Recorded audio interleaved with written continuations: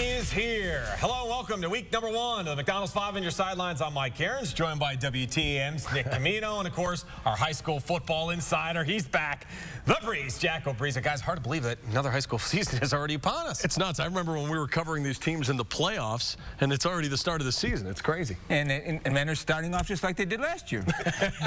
We'll get to that in a minute. Easy, Breeze. All right, let's get to your highlights. Let's head out to the west side. Avon Lake. Avon playing without 6 starters, suspended for this one. Third quarter, under a minute to go, tied at 21. David Winkle rolls out, connects with big Kyle Kuhar. 35-28 lead for the Shoremen. But hang on, 22 seconds later, the Eagles answer. David Zay to Reeves Ratino, 73-yard touchdown, 300 yards passing on the night for Zay. And we're tied headed into the fourth quarter, but it's the Shoremen on fourth down. It's Winkle to Jimmy Hessel, 8 catches, 129 yards, 2 touchdowns. Shoremen win the home opener tonight, 42-28 final. To the JTO, Mentor hosting Euclid, second quarter. Panthers up 7-0. Cardinals driving, but Mitch Trubisky picked off by Ryan Epps to stop the potential scoring drive deep in Panther territory. Trubisky redeemed himself, though, as he always does on the next drive. Mitch keeps it himself and finds the end zone from 6 yards out. Mentor ties the game at 7-7. Cardinals take their first lead of the game 2 possessions later. Trubisky right down the middle to wide open Connor Krasanchik for the touchdown. 14-7 Cardinals at the half. Mentor wins 33-13. Oh, that is hard to believe. Slow start, Breeze. You spent the night checking out your preseason #1 in the Fab 15. What'd you like? What scared you about it? Hey, you could control the tempo early, led 7-0, but then Mentor started the third quarter, took them 3 minutes and 30 seconds to score 19 points, game over, 33-14. Yeah, and Mentor's Mentor, just like you said. Actually, they ran the ball more than they did last year. All right, maybe they're just showing some tape for the next week. Who knows? Let's go to our next game. It's in Twinsburg. The Tigers taking on the Greenmen of Aurora, who are stacked this year as well. Tigers down 14-7, but not for long. John Barton gets to the outside, gets the ball across the plane of the goal line. Touchdown. Tigers down 14-13. The extra point blocked, keeping the Greenmen in the lead by 1. Greenmen look to add an insurance score before the half, but this bad snap out of the shotgun stopped those plans. Joey Melchiori did a great job in recovering the snap. Aurora goes on to win it 29-23 the final. Now to Stewart Field in Solon. The Comets hosting the Red Raiders of Shaker Heights. Camino Comets, Field? yeah, that's it. Comets score first on their opening drive. Keon Hemmerline connects on this 36-yard field goal. That splits the uprights. Solon takes a 3-0 lead. Red Raiders junior Keith McCrae tries to give Shaker the lead on the ensuing kickoff, but loses his footing right here just with the kicker to beat. Comets would eventually take advantage of that. Drew Barksdale on the screen pass to Levon Davis Jr., who takes it all the way to the end zone. Solon wins 24-21. An amazing finish in that one. 5 on your sidelines. Welcome to Midview High School. Thank you, ladies. Midview opening up their brand new stadium tonight, taking on Lorraine. The inaugural game at Ross Field. Ceremonies before the game, and the Middies made sure the fans would go away happy. That's Cody Calloway coming into your living room. The touchdown run, 7-0 Mids later. It's defense for the Middies. Jared Armstrong with the pick of Eddie Williamson's pass. It was all Middies all night. They beat Mark Solis' crew 42-13 the final. To Kirtland, the Hornets opening up defense of their Division 5 state title against West Branch. And we thank Kyle Goodwin of OhioSportsNet.tv for these highlights. Second half action, Hornets already up 26-7. Senior quarterback Scott Eilerman keeps it himself, goes all the way in for the touchdown. Kirtland wins it 39-7. Willoughby South visiting NDCL Cathedral Latin. Thanks again to Kyle Goodwin of OhioSportsNet.tv for these highlights as well. What a night for Kareem Hunt. 4 touchdowns, 2 of them on kick returns. The Rebels avenged last year's loss to the Lions, 43-24 the final. Coach McQuaid called. He's still waiting for your alumni check. So you're a little late. I'll tell you what, the Comets are going to have to pick it up. Next week, they got Glenville coming in. They're going to have to play a lot better than they did tonight against Shaker Heights. Going to be a great game. Breeze, okay, the last couple of games you saw there, what stood out to you?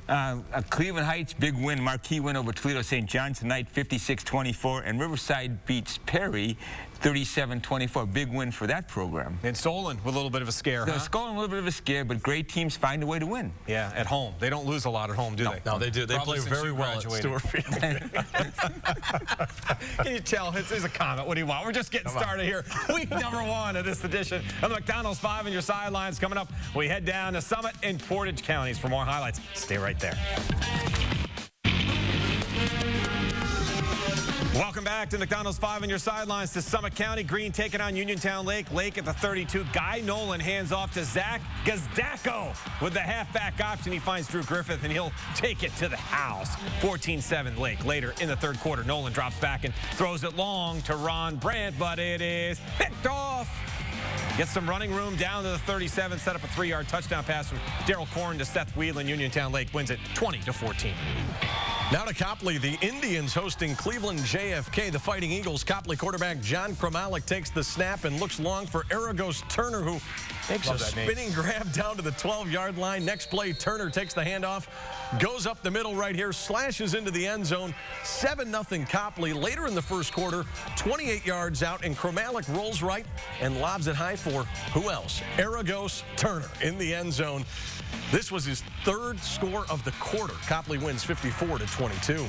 Portage County, we got you covered. Kent Roosevelt taking on Akron Hoban. Thanks to the guys at Portage Trail Central for these highlights. Hoban would get on the board first. Love the Rough Rider paint.